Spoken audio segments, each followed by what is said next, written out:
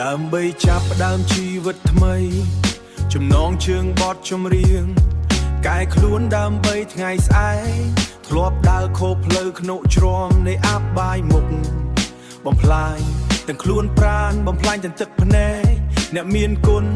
តែពេលនេះខ្ញុំដឹងខ្លួនហើយកាលពីមុនខ្ញុំដើរលេងមិនដែលគិតជួបមិត្តភ័ក្តិផឹកស្រាបៀរយប់អាត្រៀតបណ្ដែតខ្លួនក្នុងផ្សែងថ្នាំនាំឲ្យឃ្លាត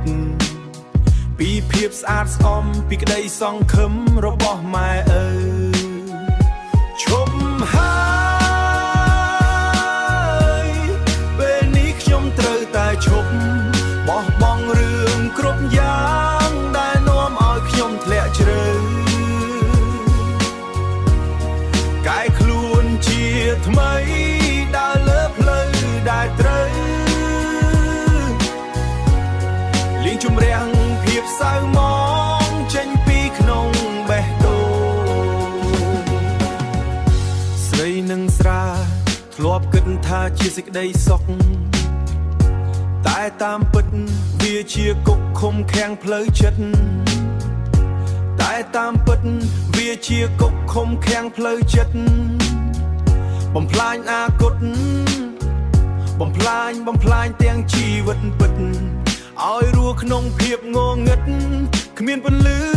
ថ្ងៃស្អែកសុំទោសអ្នកម៉ែសុំទោសលោកឪពុកដែលកូនធ្លាប់ផ្ដល់ទុកធ្វើឲ្យលោកហូរទឹកភ្នែ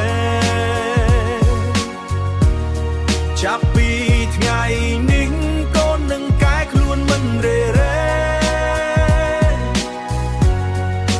រស់ដើម្បីថ្ងៃស្អែកជាមនុស្សថ្មីដ៏ល្អលាឲ្យមកចូលកៅស្រានឹងស្រីញីលាឲ្យជីវិតអវិសាយដែលធ្លាប់តែបង្កការ